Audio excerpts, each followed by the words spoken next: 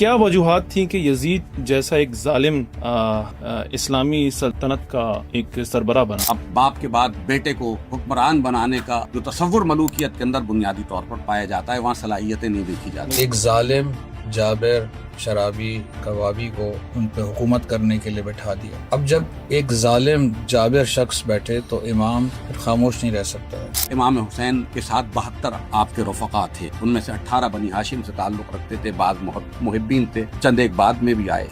یہ کوئی امام حسین کی نالج میں یہ بات اچھی طریقے سے تھی کہ دیکھیے اس کا نتیجہ کیا نکلے۔ میں کہتا ہوں حسینی ہونا یا حسینی نہ ہونا، اگر کوئی یہ کہتا ہے نا کہ نہیں میں تو یزید کے ساتھ بھی نہیں ہوں، میں تو ایک درمیان کی کوئی شے نہیں ہے، یا جنت ہے یا دوزخ۔ اعوذ باللہ من الشیطان الرجیم، بسم اللہ الرحمن الرحیم۔ السلام علی الحسین وعلی علی ابن الحسین وعلی اولاد الحسین وعلی اصحاب الحسین۔ ناظرین کرام، محرم الحرام کی آمد ہے۔ یہ وہ مہینہ ہے جو اثار اور قربانی کا مہینہ کہلایا جاتا ہے۔ اس ماہ میں 2 محرم کو امام حسین سن 61 ہجری میں اپنے اہل و عیال و اصحاب کے ساتھ کربلا میں وارد ہوتے ہیں اور ایسی عظیم قربانی پیش کرتے ہیں جو رہے وقت تک کے لیے مثل راہ بنتی ہے۔ ایک ایسا دور کہ جس میں حرام خدا کو حلال قرار دیا جائے اور حلال خدا کو حرام قرار دیا جائے، جہاں یہ کہا جائے نہ کوئی نبوت ہے، نہ کوئی وحی آئی، نہ کوئی قرآن اترا۔ ایسے میں یہ جگر گوشہ رسول اور بی بی فاطمہ اور امام علی علیہ السلام کے جگر گوشہ امام حسین علیہ السلام کیسے گھر بیٹھ سکتے تھے؟ مدینہ سے جب ان کا سفر جاری ہوتا ہے، جو کربلا میں 2 محرم کو جو وارد ہوتے ہیں، اس وقت امام حسین علیہ السلام نے جو قربانی دی اس کے حوالے سے بات کرنے کے لیے، اور موجودہ دور میں امام حسین علیہ السلام کی اس قربانی پر آج کے جو عوام ہیں وہ کیا اس پر تاثر رکھتے ہیں، اس حوالے سے بات کرنے کے لیے اسٹوڈیو میں ہمارے ساتھ موجود ہیں ہیئت ائمہ مساجد کے جنرل سیکرٹری جناب علامہ اصغر شہیدی صاحب۔ السلام علیکم مولانا صاحب۔ السلام۔ ساتھ ہمارے موجود ہیں جمعیت علماء پاکستان سندھ کے صدر جناب سید عقیل انجم قادری صاحب۔ السلام علیکم مولانا صاحب۔ وعلیکم السلام ورحمۃ اللہ وبرکاتہ۔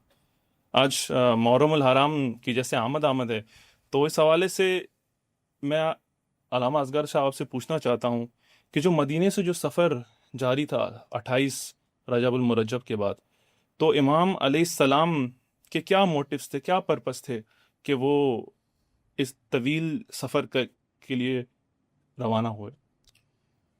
اعوذ باللہ من الشیطان الرجیم، بسم اللہ الرحمن الرحیم، الحمدللہ رب العالمین، وصلی اللہ علی محمد واہل بیتہ الطیبین الطاہرین، لا سیما بقیت اللہ فی الارضین، روحی وارواح العالمین لتراب مقدمہ الفدا، ولعنت الدائم الابدی علی اعداء مجمعین من الآن الی قیام یوم الدین۔ امام حسین علیہ السلام کا یہ واقعہ، یہ نہضت، یہ تحریک، یہ اتنی اہم ہے کہ جس نے تاریخ کا رخ موڑا اور ایک مقصدیت کہ جو رسول اللہ محمد مصطفیٰ صلی اللہ علیہ وآلہ وسلم کی رحلت کے بعد مدھم پڑتی رہی، اور آخر میں جب امام حسین کا دور آتا ہے تقریباً یہ ناپید ہوئی کہ خطبات کے اندر یہ ملتا ہے کہ معروف کو منکر اور منکر کو معروف، یعنی نیکی کو برائی میں سمجھا جاتا تھا اور برائی کو نیکی سمجھا جاتا تھا۔ یعنی اگر کوئی باقاعدہ نمازی پرہیزگار ہے تو اس کا مذاق اڑایا جاتا تھا، اور جو شرابی ہے، ناچ گانے دیکھتا ہے، تو اس کی تعریف ہوتی تھی جیسے وہ شراب۔ تو ایک برائی پھیلتی جا رہی تھی اور ساری چیزیں ہیں۔ اور سب سے بڑی بات یہ ہے کہ ایک ظالم جابر شرابی کوابی کو مسلمانوں کی حکومت، ان پہ حکومت کرنے کے لیے بٹھا دیا۔ اب جب ایک ظالم جابر شخص بیٹھے تو امام پھر خاموش نہیں رہ سکتا ہے. بالکل. اور امام حسین علیہ السلام نے بھی کوشش کی، اور جب ان کے بھائی محمد ابن حنفیہ نے محمد حنفیہ نے جب اس پہ انہیں روکنا چاہا کہ بھائی آپ روکیں، ہم حمایت کریں گے اور ہم آپ کا ساتھ دیں گے اور ساری باتیں، تو امام نے ایک خطبہ ارشاد فرمایا، اور جس میں پروردگار کی حمد و ثنا کے بعد پروردگار کی حقانیت کو پہلے بیان کرتے ہیں، اور اس کے بعد فرماتے ہیں انی لم اخرج اشرم ولا بطرا ولا مفسدا ولا ظالما، کہ میں جو نکل رہا ہوں اس میں کسی حکومت کے لیے، کوئی مال جمع کرنے کے لیے نہیں نکل رہا ہوں، کوئی فتنہ اور فساد کے لیے نہیں نکل رہا ہوں. پھر کس لیے نکل رہے ہیں؟ پھر کیوں قیام کر رہے ہیں؟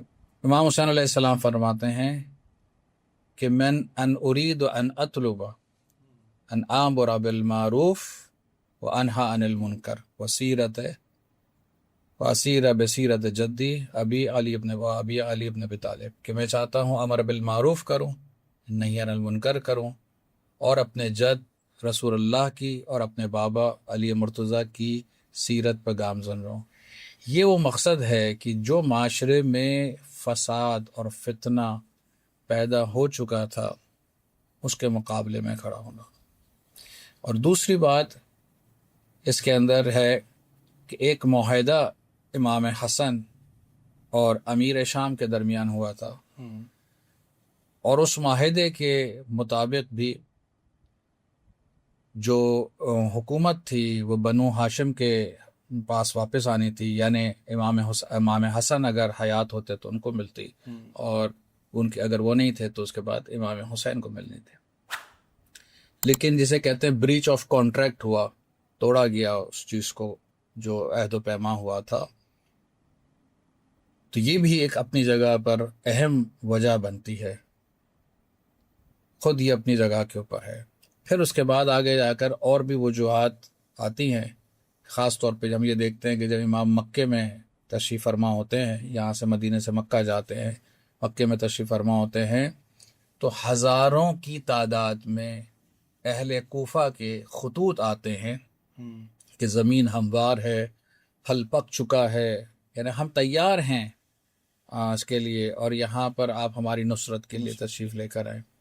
تو یہ چند وجوہات ہیں ہمیں ملتا ہے، لیکن جو اہم ترین جسے علماء سب سے زیادہ فوکس کرتے ہیں وہ امر بالمعروف نہی عن المنکر، اور ان الہی اقدار کو احیا کرنا، زندہ کرنا، کہ جو رسول اللہ کی جسے کہتے ہیں کہ جاری کردہ تھیں، اور جو بعد میں آہستہ آہستہ کم رنگ ہوتے ہوتے ناپید ہو گئیں، انہیں احیا کرنا. یہ چند وجوہات.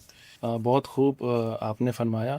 علامہ صاحب، رسول اللہ کی رحلت کے تقریباً 50 سال بعد ایک ایسے شخص کو اقتدار پہ بٹھایا جاتا ہے کہ جو فحاشی میں سب سے اوپر زانی اور شرابی، کبابی، اس طرح کی وہ ٹریڈس رکھنے والا تھا.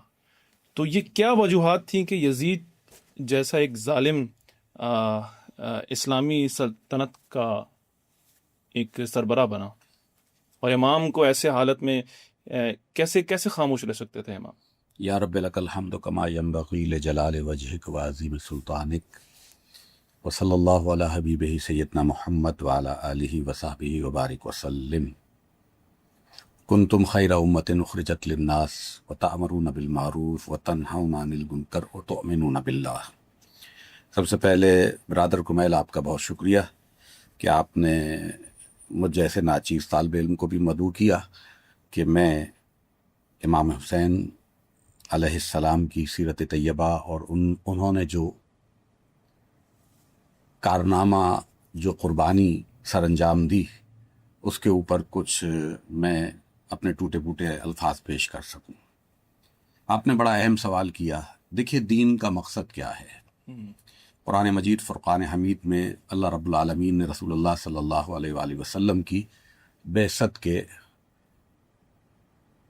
کا جو تذکرہ فرمایا، وہاں 3 آیات ہیں قرآن میں، 3 مقامات پر جہاں دین کا دین کے غلبے کا اور رسول اللہ کی بعثت کا مقصد بیان کیا گیا کہ هو الذی ارسل رسولہ بالہدی ودین الحق لیظہرہ علی الدین کلہ وکفی باللہ شہیدا، ایک مقام پہ کہا گیا، دوسرے مقام پہ کہا گیا یہی آیہ مبارکہ ولو کرہ المشرکون، اور تیسرے مقام پر کہا گیا ولو کرہ الکافرون۔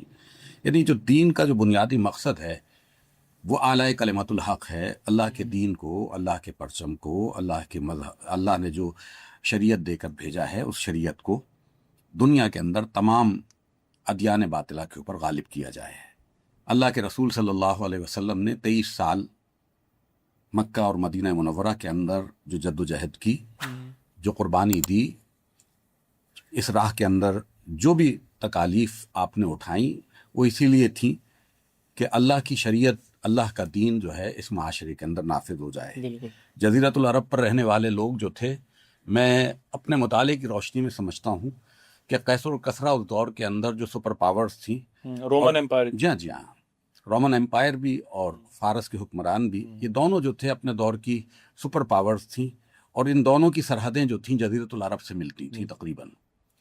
لیکن یہ دونوں جو سویلائز سوسائٹیز تھیں وہ عرب کے لوگوں کو، وہ جیسی بھی ان کی عادات و اطوار تھیں، لیکن وہ ڈارک ایج کے اندر تھے، ان کو غلام بنانا بھی پسند نہیں کرتے تھے، ان کے اندر اچھی عادات بھی تھیں، بری عادات بھی تھیں۔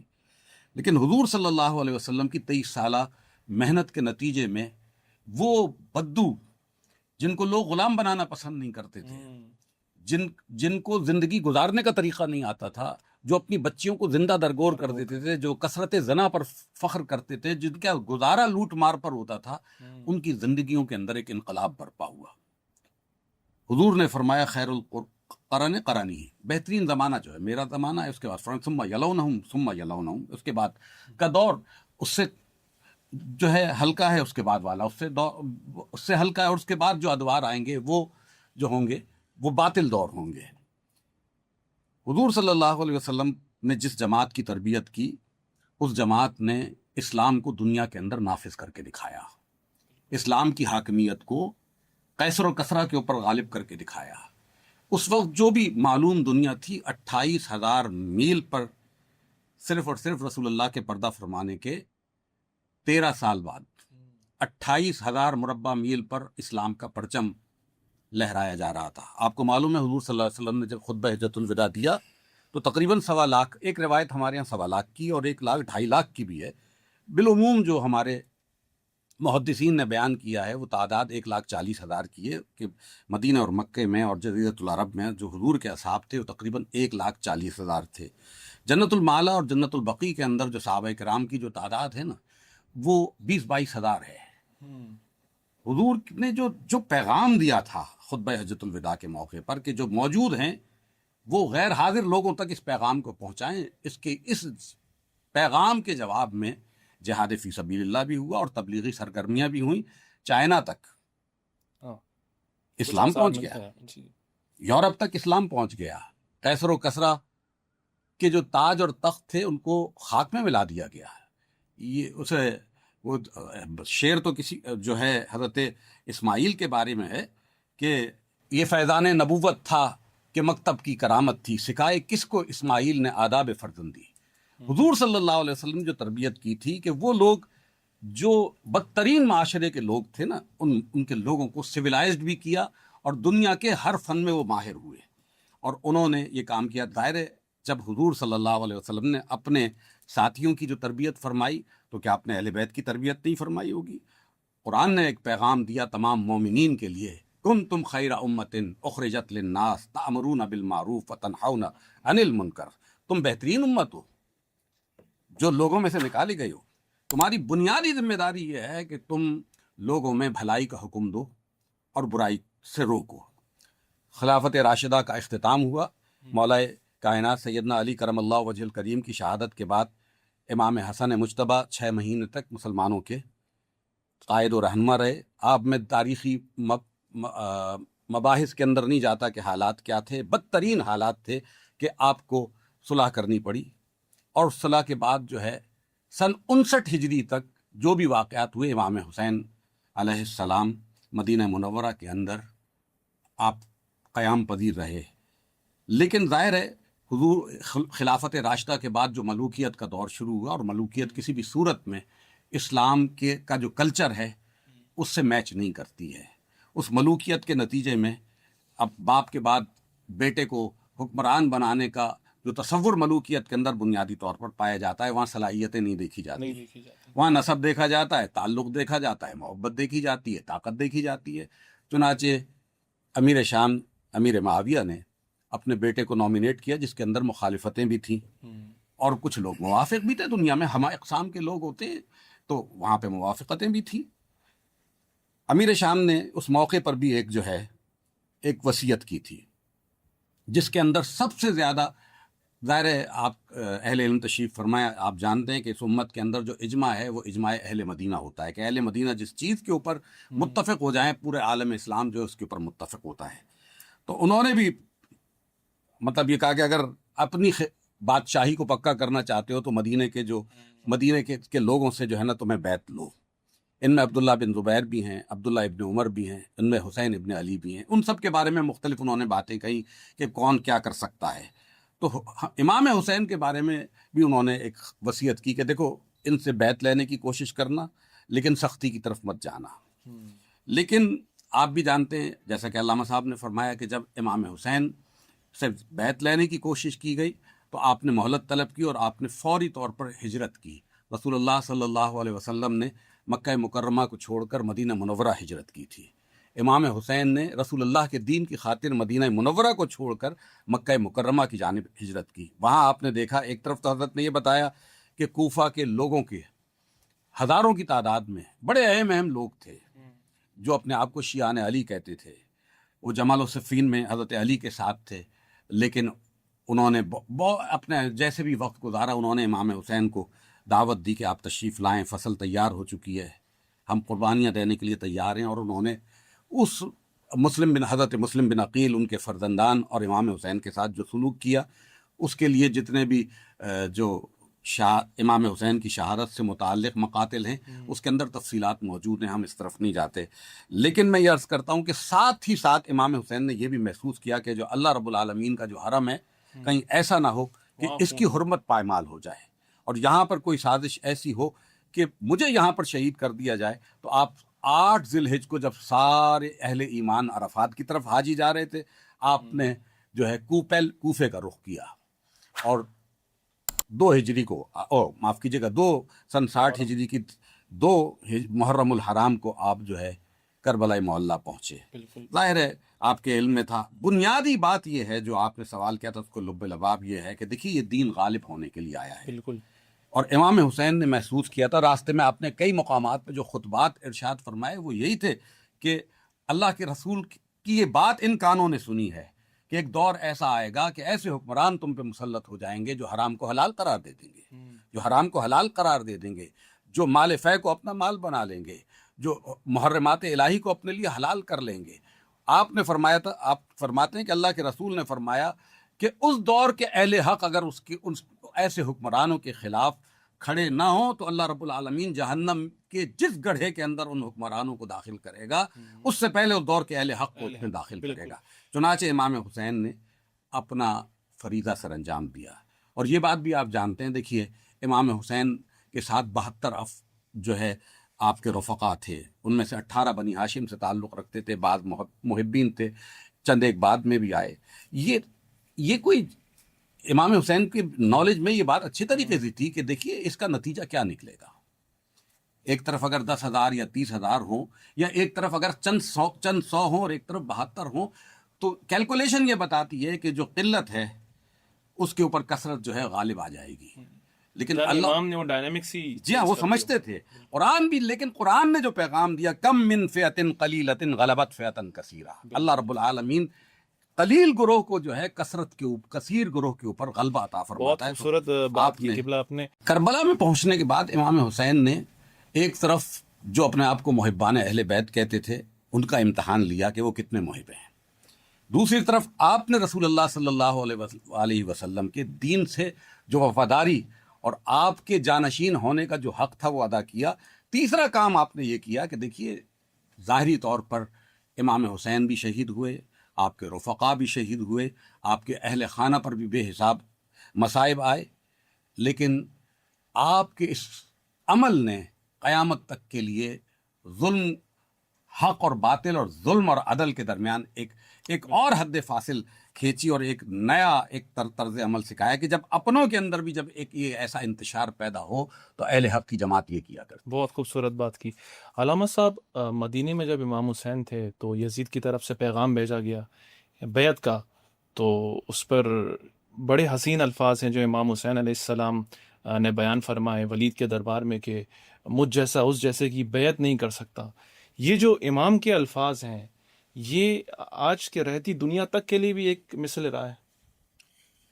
بسم اللہ الرحمن الرحیم۔ دیکھیں، آئمہ علیہ السلام کی اور انبیاء علیہ السلام کی جو سیرت ہوتی ہے وہ ابتدا سے آخر تک ان کے لیے یعنی آتی دنیا تک کے لیے ایک مشعل راہ ہے، اور ہمیشہ تاریکیوں میں انسانوں کو جو حق جو انسان ہیں انہیں رہنمائی کرتی ہے۔ امام حسین علیہ السلام کے کی سیرت ہے، ان کے جو کلمات ہیں، ان کے جو خطبات ہیں، یہ آتی دنیا تک جو حق جو افراد ہیں، جو حق طلب افراد ہیں، ان کے لیے ایک مشعل راہ ہے، ان کے لیے ایک چراغ ہدایت ہے۔ ان الحسین مصباح الہدایہ کہ جو خود رسول اللہ نے فرمایا کہ یہ مصباح ہے، ایک چراغ ہے ہدایت کا۔ یہاں پر بھی جو ایک فارمولہ کے طور کے اوپر ہم اس کو دیکھ سکتے ہیں کہ مثلی لا یبایا مثلا، مجھ جیسا، اس کا ایک بہت ہی، اگر انسان سطحی طور پہ بھی اس کو دیکھے، اس کے ترجمے کے اعتبار سے بھی صرف اس کو دیکھے کہ مجھ جیسا یعنی جو میرے راستے پہ چلنے والا انسان ہے، جو میری پیروی کرنے والا انسان ہے، جو حق جو انسان ہے، جو خدا ترس انسان ہے، وہ کبھی بھی یزید جیسے کی بیعت نہیں کرے گا۔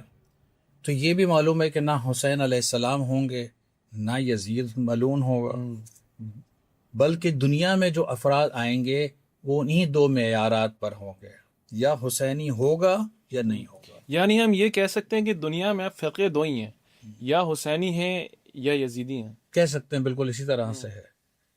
میں تو اس کو اس طرح سے کہتا ہوں کہ حسینی اور یزیدی نہیں کہتا، میں کہتا ہوں حسینی ہونا یا حسینی نہ ہونا۔ اگر کوئی یہ کہتا ہے نا کہ نہیں میں تو یزید کے ساتھ بھی نہیں ہوں، میں تو ایک درمیان کی کوئی شے نہیں ہے، یا جنت ہے یا دوزخ ہے، بالکل ٹھیک ہے۔ اب اگر آپ انسان حسینی ہوتا ہے تو پھر وہ اس راستے پر چلتا ہے جو قربانی کا راستہ نظر آتا ہے، اور ہمیں امام حسین کے بعد سے لے کر آج کی تاریخ تک ہمیں افراد جو حق جو افراد ہیں وہ ہمیں قربانی دیتے ہوئے نظر آئے، اور آج کی تاریخ میں بھی ہم دیکھتے ہیں کہ ایک جیسے کہ عالی شان قسم کی جو ہے اس مثال دی گئی ایک واقعاً محب امام حسین ہونے کی، ایک پیرو امام حسین ہونے کی، ایک شیعہ امام حسین ہونے کی، کس نے دی ہے؟ مرحوم شہید رہبر انقلاب آیت اللہ خامنہئی نے اس کو یہ دیا ہے۔ ہم جتنے بھی بڑے ہو جائیں لیکن خاک کے پائے امام حسین بھی نہیں ہو سکتے، بالکل ٹھیک ہے نا۔ ایمان ہمارا کام ہے کہ ہم کوشش کریں، کوشش۔ اور آج کے دور میں جب لوگ یہ سمجھ رہے تھے کہ یہ صرف ایک فینٹیسی ہے، ایک زمانے کی کہانی ہے، اب نہیں ہو سکتی یہ چیزیں، ٹھیک ہے، یہ بتایا کہ آج کے دور میں بھی یہ تمام چیزیں ہو سکتی ہیں اگر واقعاً انسان سچے دل کے ساتھ قرآن کی اور اہل بیت کی، امام حسین علیہ السلام کی پیروی کرے تو پھر یہ چیز ہو سکتی ہے۔ تو یہ جو آپ نے سوال فرمایا کہ کیا یہ آج کے دور کے لیے بھی ہے، یہ آج کے دور کے لیے بھی ہے، اور آئندہ قیامت تک جتنے ادوار آئیں گے سب کے لیے ایک یہ کیا ہے؟ مشعل راہ ہے، راہ ہدایت ہے، چراغ ہے اس کا، کہ یہ ہم یہ دیکھیں اپنے اپنے دور میں کون یزیدی کیریکٹر رکھتا ہے، اس سے اپنے آپ کو بری کریں، براعت اس سے کریں، اس سے تنفر کا اظہار کریں، اس کے مقابلے میں کھڑے ہوں۔ اور یہ ایک اہم چیز ہے جو خود قبلہ نے بھی اس میں فرمایا کہ پروردگار کا منشور یہ ہے کہ یہ جو دین ہے یہ پوری دنیا پر غلبہ پائے گا، کیسے غلبہ پائے گا؟ بے شک. ٹھیک ہے، کیا تلوار کے ذریعے پائے گا یا حقانیت کے ذریعے پائے گا؟ آج آپ اس واقعات کو، اگر دور حاضر کے واقعات کو بھی اگر آپ دیکھیں تو وہ لوگ کہ جو اسلام سے دور تھے وہ بھی ان واقعات کو دیکھ کر اور اس دور کے اندر اسرائیل اور امریکہ کی شکست کو دیکھ کر اور جس طرح سے اہل اسلام کی حقانیت کو دیکھا ہے تو انہیں نظر آیا کہ نہیں، یہ واقعاً کوئی ایسی چیز ہے کہ جو اپنے اصولوں پر رہ کر اپنی قربانی دیتی ہے، اپنے دین پہ چلتی ہے، اپنی راہ پر جسے کہتے ہیں کہ ثابت قدمی کے ساتھ رہتی ہے. تو یہ ایک اہم چیز ہے، اور یہ کہاں سے ہے؟ یہ امام حسین سے، یہ درس کربلا ہے، یہ درس امام حسین علیہ السلام ہے کہ جو ان سے درس لیتے ہیں. بہت خوبصورت بات. علامہ صاحب، امام حسین علیہ السلام کا جو قیام تھا وہ رہتی دنیا تک کے لیے ایک مثالی قیام تھا. تو واقعہ کربلا کے بعد بھی کچھ ایسے موومنٹس آئے بنو امیہ اور بنو عباس کے خلاف، لیکن وہ ہم دیکھتے ہیں کس طرح سے انہوں نے کرش کیے گئے. تو کیا آپ دیکھتے ہیں کہ یہ جو خون حسین کا جو بدلہ ہوگا وہ امام مہدی کے ظہور کے بعد ہی یہ بدلہ لیا جائے گا اور دنیا بھر سے ظلم کا خاتمہ ہوگا؟ دیکھیے، جو تصور مہدیت ہے یا تصور مہدویت ہے، اس کے اندر جو ہے اہل سنت کی جو فکر اور رائے ہے اور اہل تشیع کی جو فکر اور رائے ہے، اس کے اندر کافی فرق پایا جاتا ہے ان کی شخصیت کے بارے میں. لیکن ایک بات متفق ہے کہ وہ آنے کے بعد جو ہے، جب ان کا تشریف لائیں گے، ظہور ہوگا، حضرت مسیح علیہ السلام تشریف لائیں گے، تو پھر اللہ کا دین غالب ہوگا. بالکل. اور سب سے بڑا فتنہ بھی اس دور کے جو ہوں گے نا، وہ بنی اسرائیل کے یہودی صہیونی ہوں گے، جن سے مقابلہ ہوگا، اور ایک مسلمانوں کا. اور حضرت مہدی اور حضرت مسیح ابن مریم جو ہے اس فتنہ کا خاتمہ کر کے جو ہے اسلام کو غالب کریں گے. جہاں تک خون حسین کے انتقام کی بات ہے، دیکھیے خون حسین کا کیا انسانوں کے بدلے میں انتقام ہو سکتا ہے کہ ایک شخص کے بدلے میں آپ 100 آدمیوں کو قتل کر دیں یا 1000 کو کر دیں یا 1,00,000 کو کر دیں؟ امام حسین کا خون تو اس سے بھی کہیں زیادہ قیمتی ہے. خون حسین کا اصل انتقام تو یہ ہے کہ جس مقصد کے لیے آپ نے اپنے 6 ماہ سے لے کر 18 سالہ جوان تک کی قربانی دی، بھائی کی قربانی دی، اور اس کے بعد جو کچھ ہوا اس سے زیادہ افسوسناک ہے آپ کی شہادت کے بعد. یہ ساری قربانیوں کا بدلہ یہ ہے کہ جس مقصد کے لیے امام حسین نے قیام کیا تھا، اس مقصد کو پورا کرنے کے لیے ہم اپنی زندگیوں کو لگا دیں. اب وہ مطلب ظاہر ہے ہر انسان کوشش کرتا ہے، کوشش کرنا میری اور آپ کی ذمہ داری ہے، اور اس کو نتائج تک پہنچانا اللہ رب العالمین کی ذمہ داری ہے. تو اس کے لیے حضرت مہدی کی صورت میں یہ دین کا غلبہ ہو، اور یقینی طور پر وہ دین کا غلبہ ہوگا. تو یہ خون حسین کا اصل بدلہ یہ ہوگا کہ اللہ کا دین غالب آئے. بالکل. بہت خوبصورت بات. علامہ صاحب، آپ نے امر بالمعروف و نہی عن المنکر کی بات کی، تو امام حسین اسی حوالے سے اپنی امت کی اصلاح کے لیے گئے تھے. یا ہم کہہ سکتے ہیں کہ امام حسین کی جو قربانی ہے وہ امر بالمعروف کی ہائیسٹ ڈگری ہے جو کوئی ذات اچیو کر سکتی ہے. اور اس قربانی کے بعد آج ہم جو دیکھتے ہیں مقاومتی گروہ ہیں، یعنی امام حسین نے بتا دیا کہ تعداد میٹر نہیں کرتی، جب آپ حق پہ ہوں. تو یہ آج کے جو مقاومتی جو گروہ ہیں، تنظیمیں ہیں جو برسر کار ہیں ان صہیونیوں کے خلاف، ان کے لیے امام حسین کس طرح کے رول ماڈل ہیں؟ بسم اللہ الرحمن الرحیم. دیکھیں، یہ امام حسین کی ہی تعلیمات ہیں کہ جس کی بنیاد پر انقلاب برپا ہوا، جس کی بنیاد کے اوپر یہ ریزسٹنٹ فورسز قائم ہوں گی. یعنی ان کی انسپریشن کیا ہے، یہ کہاں سے وہ انسپائر ہو رہے ہیں، کہاں سے وہ درس لے رہے ہیں، کہاں سے وہ سیکھ رہے ہیں. ٹھیک ہے، وہ جو قرآن مجید کی تعلیمات کا جو خوبصورت چہرہ کربلا میں امام حسین نے دکھایا، جس کی وجہ سے تمام حقجو افراد، تمام آزادی طلب افراد اس نمونے عمل کی طرف دیکھتے ہیں کہ یہ مجسم قرآن مجید ہیں، اور آج ہمیں انہیں دیکھ کر ان کی پیروی کرنے کی ضرورت ہے۔ تو آج جتنی بھی انسپریشن ہیں کہ ہمیں اس معاشرے کے اندر اصلاح کرنی چاہیے، یہ جو قبلہ انجم صاحب نے بھی فرمایا، اس میں یہی ایک نقطہ ہے کہ ہم اطلاع کلمت اللہ، اس کے لیے یہ ہے تمام انبیاء کی جو کوشش تھی، تمام ائمہ علیہ السلام کی کوشش تھی، اور ان کے بعد تمام صلحاء کی، تمام نیک افراد کی، تمام اہل حق کی جو بھی کوشش ہے، وہ یہ ہے کہ کلمت اللہ ہی العلیٰ، کہ جو پروردگار نے فرمایا ہے کہ اس کو بلند کیا جائے۔ اب اس کی بلندی کے لیے ایک اہم جو ریڑھ کی ہڈی کا کام کرتی ہے، وہ امر بالمعروف اور نہی عن المنکر، یعنی معاشرے کی اصلاح ہونا۔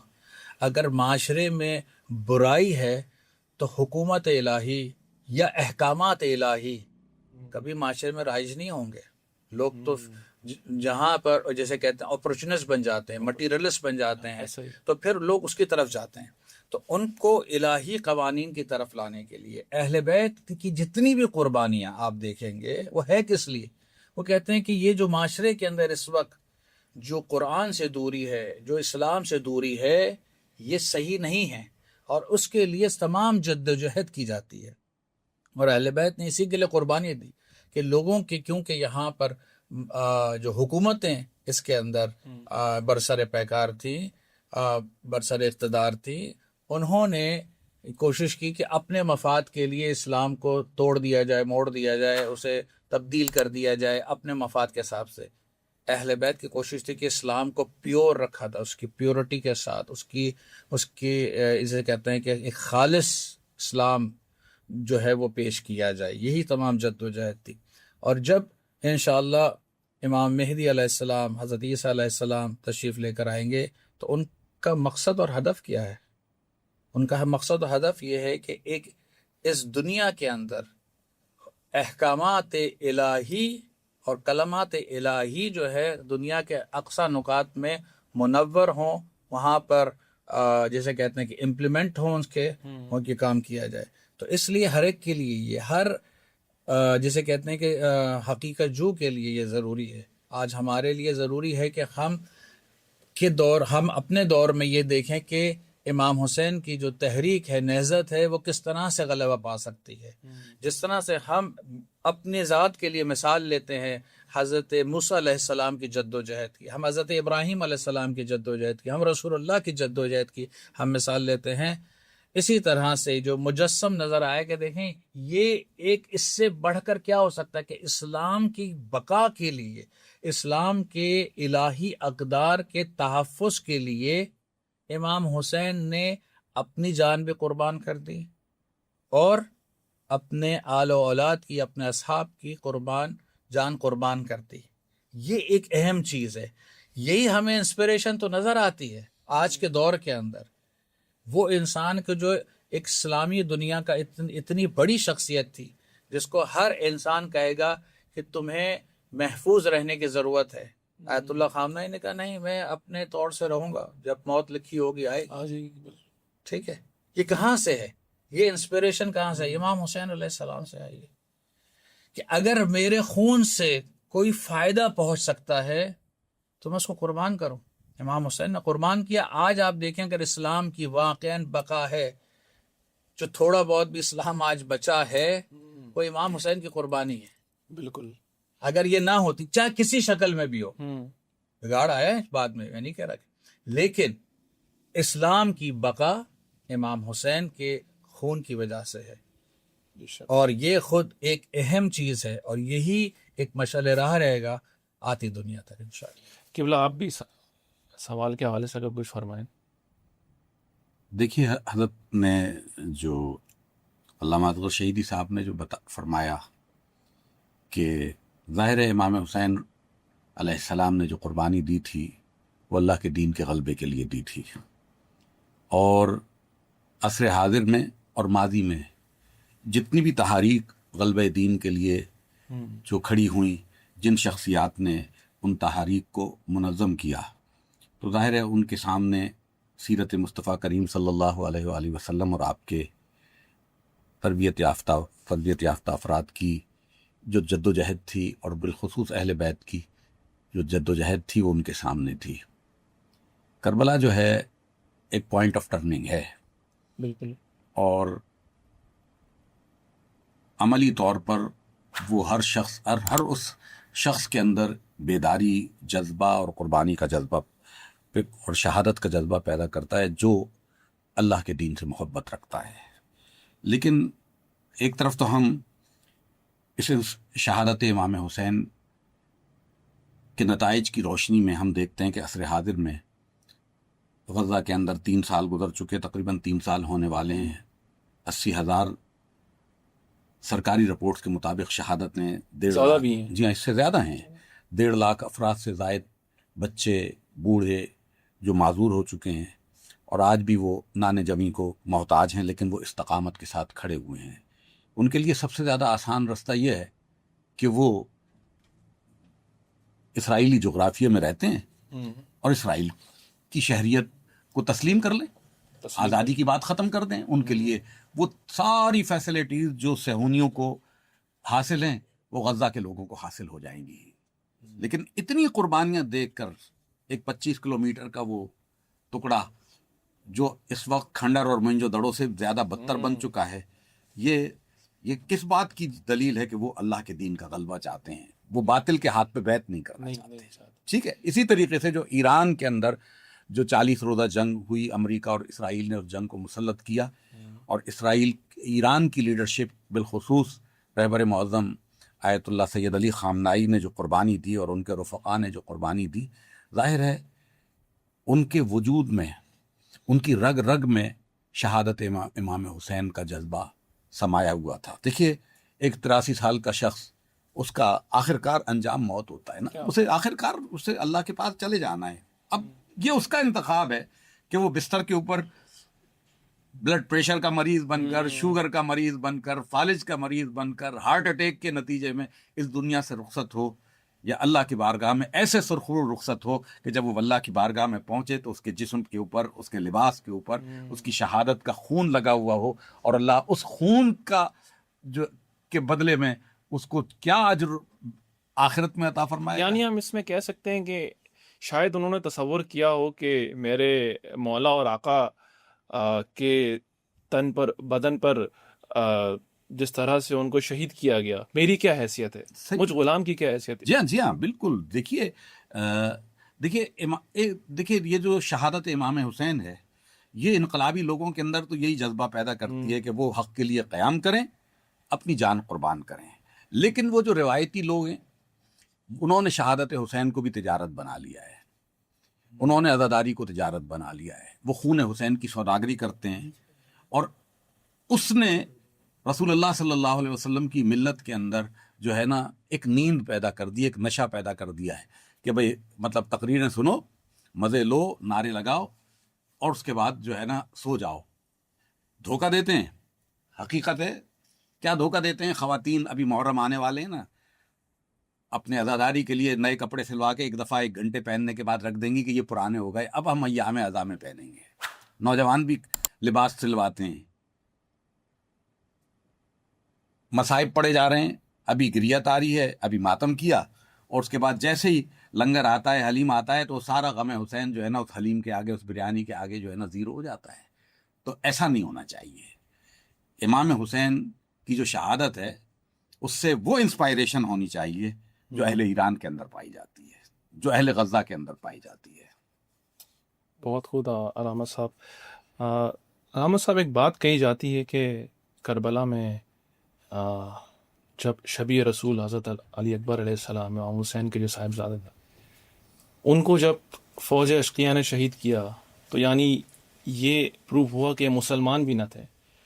لیکن جب ایک شش ماہے کے گلے پہ سہ تیر چلا، 6 حضرت علی اصغر علیہ السلام، جو ابھی جن کا ماں کا دودھ بھی خوش نہیں ہوا تھا، ان کو شہید کر کے انہوں نے یہ بتلا دیا کہ یہ مسلمان نہیں ہے تو انسان کہلانے کے بھی لائق نہیں ہے۔ تو یہ ان کی مائنڈ میپنگ کیسے ہوئی تھی فوج اشقیہ کی، کہ وہ ایسے بھی تھے کہ جو منہ پھیر کے روتے بھی تھے لیکن کہتے تھے کہ ہمیں مال غنیمت بھی چاہیے؟ اصل میں یہی ایک جو چیز ہمیں ایک طرف سے جو پازیٹیوٹی اور پازیٹیو میسج جو امام حسین علیہ السلام سے آتا ہے، اسی طرح سے ہمیں جو نگیٹو چیزیں ہیں دشمن کی اور جو دشمن شناسی ہے، دشمن میں کیا برائیاں اور عیب تھے، ان کو بھی سمجھنا بہت ضروری ہے، کیونکہ ایک بالکل علیحدہ چیپٹر پڑھا، وہ بھی ایک اپنی جگہ بہت اہم ہے. یعنی صرف ایک پہلو کو دیکھ کر انسان اپنی زندگی کو آگے نہیں بڑھا سکتا. جب تک کسی بھی چیز کے پروز اینڈ کونز نہیں دیکھتا ہے، اچھائیاں برائیاں نہیں دیکھتا ہے، تو وہ اپنے آپ کو برائیوں سے بچا نہیں سکتا. تو برائیوں سے بچنے کے لیے برائیوں کی شناخت ہونا وہ بہت اہم ہے. اسی طرح دشمن شناسی یہاں پر بہت اہم ہے. یہ جو آپ نے پوائنٹ آپ نے جو فرمایا، جو یہ قساوت قلبی جب پیدا ہوتی ہے، اس کی ایک بہت بڑی وجہ کیا ہے؟ خدا کی نافرمانی، یہ ایک بڑی وجہ ہے. اور دوسری ایک وجہ یہ ہے کہ انسان کا مادی پرست ہو جانا، مٹیریلسٹک ہو جانا. جب انسان مٹیریلسٹک ہوتا ہے، یہ مٹیریلسٹک جو ہے جیسے کہ اوور نائٹ نہیں ہوتا ہے، ایک رات میں نہیں ہوتا ہے، یہ ایک گریجول پروسیس ہے کہ جس کے تھرو ہوتا ہے.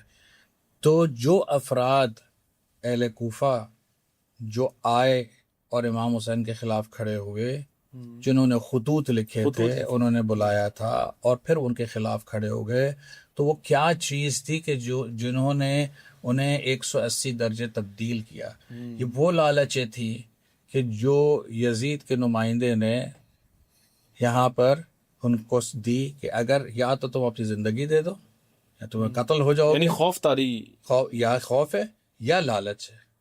تو یہاں پر ایک بہت بڑی تعداد جو ہے اس لالچ میں آ گئی. ہاں کچھ ایسے افراد بھی تھے کہ جن کو زندان میں ڈال دیا گیا، جن کو شہید کر دیا تقریباً گیا. 4000 لوگ کی تعداد سے زیادہ بھی. تو بہت سارے ایسے افراد جس نے انکار کیا اس کو بند کر دیا گیا. اور یہاں پہ لالچ، تو یہ وہ مادی پرستی تھی کہ انسان کو جو قسی القلب بنا دیتی ہے.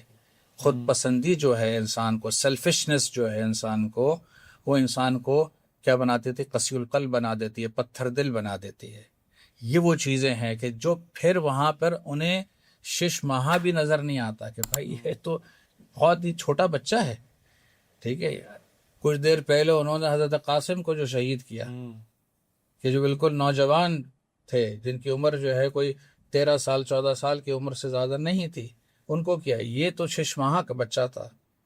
تو یہ خود چیز بیان کرتا ہے کہ انسان کو قساوت قلبی سے، پتھر دل ہونے سے، دل کے مردہ ہونے سے اپنے آپ کو بچانا ہے.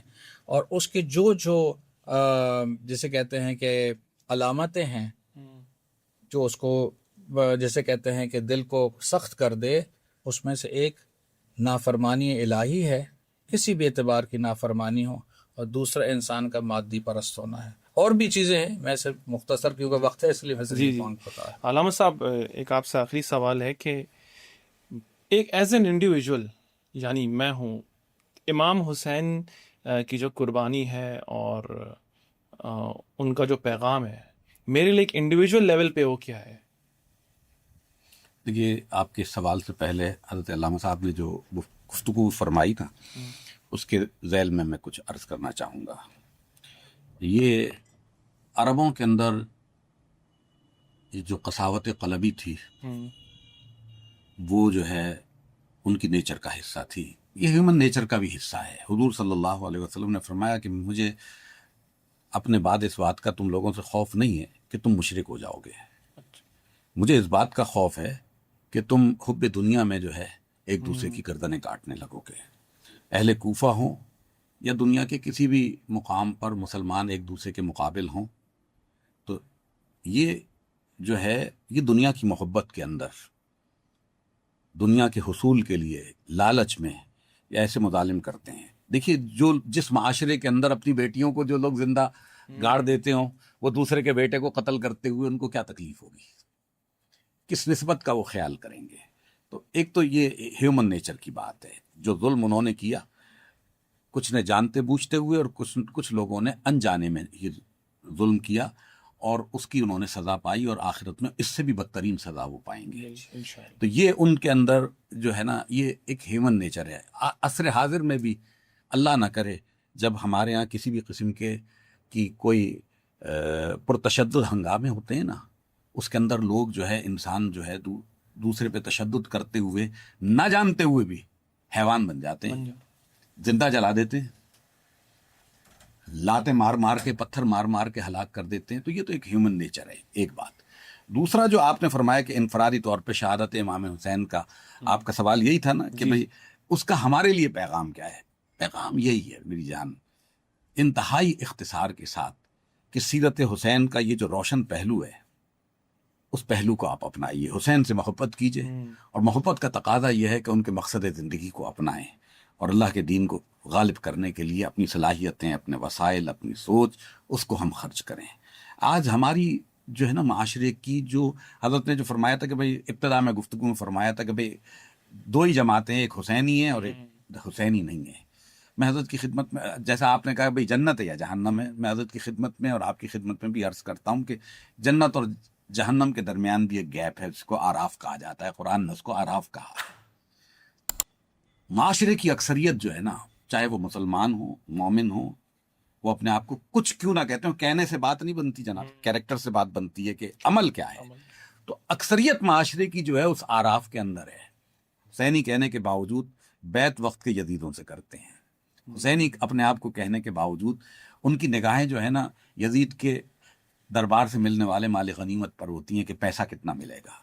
इस हुब्बे दुनिया ने इस उम्मत को बिगाड़ा है। इस हुब्बे दुनिया ने इस्लाम के उरूज को ज़वाल में तब्दील कर दिया है। इस हुब्बे दुनिया ने हमें कहीं का नहीं रखा कि 1 करोड़ के करीब यहूदी जो हैं वो 2 अरब मुसलमानों के ऊपर बालादस्त हैं। हम मैन पावर में, टेक्नोलॉजी में, एटम बम हमारे पास है, हमारी असाकिर बुलंद तरीन बेहतरीन दुनिया के असाकिर में है। सिर्फ पाकिस्तान की बात नहीं कर रहा, 57 इस्लामी ममालिक की मैं बात कर रहा हूँ कि, और फिर कैरेक्टर क्या है जनाब। देखिए सारे लोग जानते हैं ना कि अमेरिका और इसराइल गज़ा पर जुल्म कर रहा है। सारे लोग जानते हैं ना कि ईरान के ऊपर हमला आवर हुए हैं। ईरान ने अभी तक कोई हमला नहीं किया है, अपनी सरहदों से बाहर नहीं निकला है।